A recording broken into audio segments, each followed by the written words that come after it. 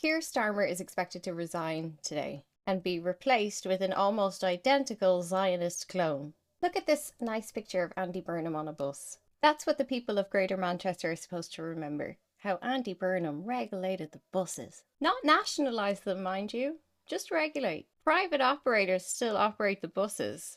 They're just no longer allowed to charge you a month's rent to go from Piccadilly to Salford. Burnham has been a member of Labour Friends of Israel since 2015. He has even committed that if he becomes Prime Minister, his first foreign trip will be to Israel.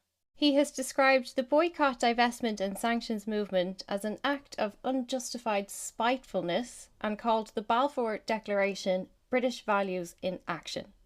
When asked less than 3 weeks ago whether Israel's actions in Gaza constituted genocide, he said, "I can't judge things of that enormity from where I am as Mayor of Greater Manchester." Right, well, stay where you are, so. If that is at all unclear to you, do not become the Prime Minister of the United Kingdom. Nearly 100,000 Palestinians dead in 3 years, but he can't comment as the mayor, as a friend of Israel.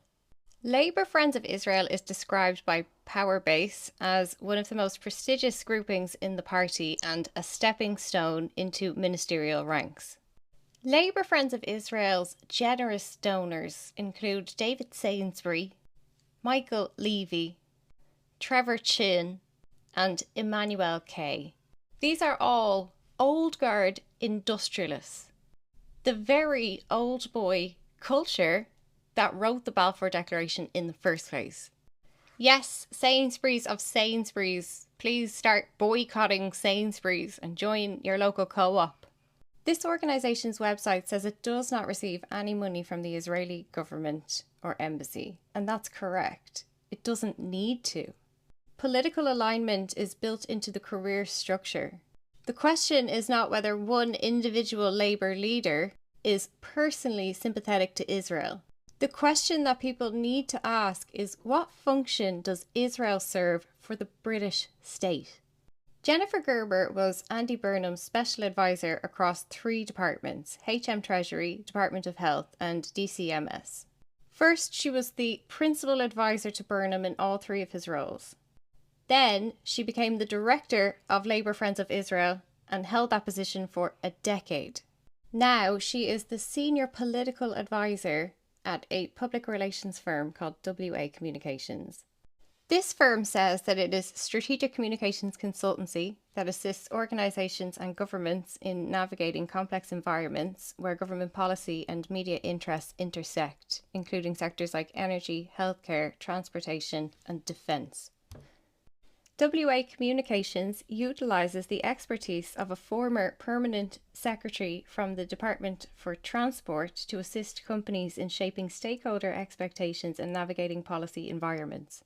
WA Communications has publicly provided guidance on engaging with the Labour Party, citing staff expertise that includes former Labour government press office and special advisor experience.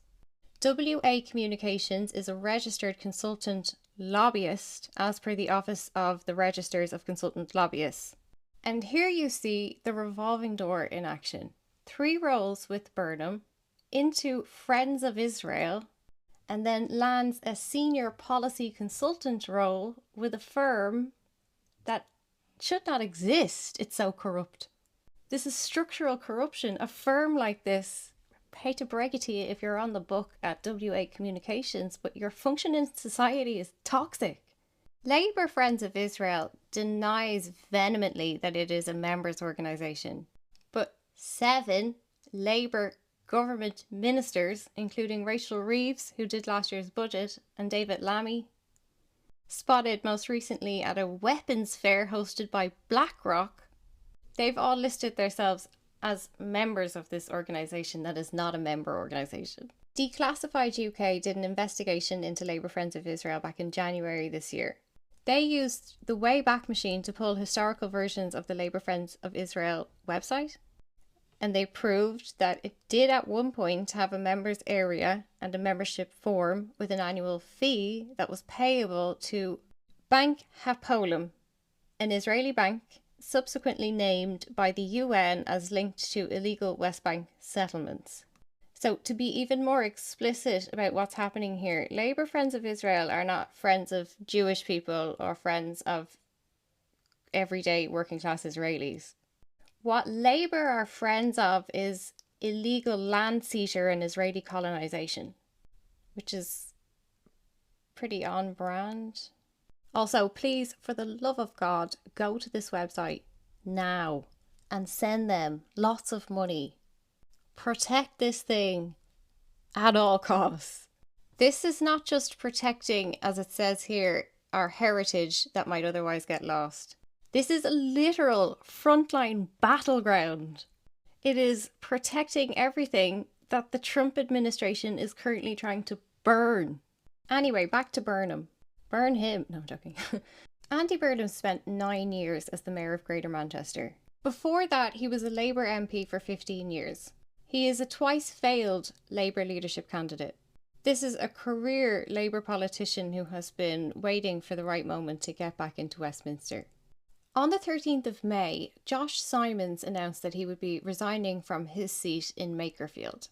He resigned, and I quote him, to stand aside so that Andy Burnham can return to his home. And the same day, Burnham confirmed that he was going to stand in that seat. Josh Simons was not just the MP in Makerfield. He is also Burnham's former special advisor, and he had been appointed to a role in this Starmer cabinet.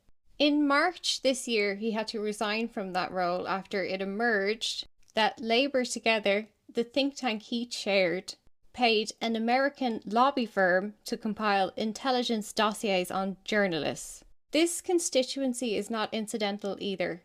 This is one of the most politically captured constituencies in the country. This was a big coal mining area. The Wigan coal mine was one of the most productive in England. Labour has held Makerfield since 1983, meaning it's them who were representing this area in 1984 when the mines were closed. Yes, the Conservative closed the pits, but all Labour has ever done is point at that and complain about them. They never actually stopped them.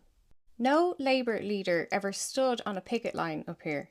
Their official position was that strikers were illegitimate. They used procedural technicalities to justify inaction. And at one point, Labour leader Neil Kinnock met in secret with NCB officials. The pits closed and Labour held Makerfield ever since. Over the last 40 years, they have continually promised reindustrialisation of this region. It has never happened. It's been over 40 years. The choice to not retrain anybody in these regions is deliberate and structural. Now, the median wage in Makerfield is £100 lower than the UK average. 20% of residents have no qualification whatsoever, and 45% are economically inactive. When Burnham ran for mayor, he used the word change 19 times in a 15-minute speech. After winning, he told supporters the result marked a break from 40 years of politics that simply haven't worked. You mean the politics of the Labour Party, who have held this seat since 1983. Wigan's deprivation rank has gotten worse under Labour, and worse under Burnham, moving from 59th to 51st most deprived between 2019 and 2025, under the same Labour government that is now presenting Andy Burnham as the solution. Isn't the definition of insanity doing the same thing over and over and expecting different results? 43 years of Labour, the mines closed anyway, the wages have stayed low, health is poorer than anywhere else, and the trains are still not running properly. In May, national polling had Labour at 19.9%. But on the 18th of June in Makerfield, Labour got 45.8% of votes. That is a 35-point gap between Labour's national vote share and its performance in this single constituency 3 weeks later. During the 2024 general election, this same seat returned Labour 45.2%. So in 2 years, flying against the entire party's national trajectory, Burnham was able to add 9.6 percentage points, which Sky News described as the third highest turnout increase in a by-election since World War II. A party losing seats across the country and on 19% support produces its strongest results since the war.